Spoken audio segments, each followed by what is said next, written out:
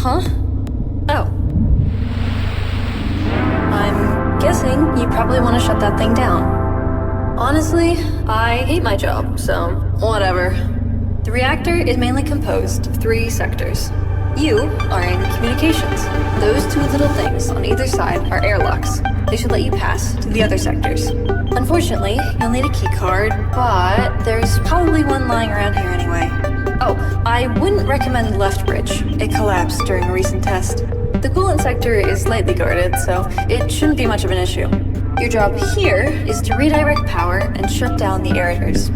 This should trip our emergency systems and send an evacuation tram your way.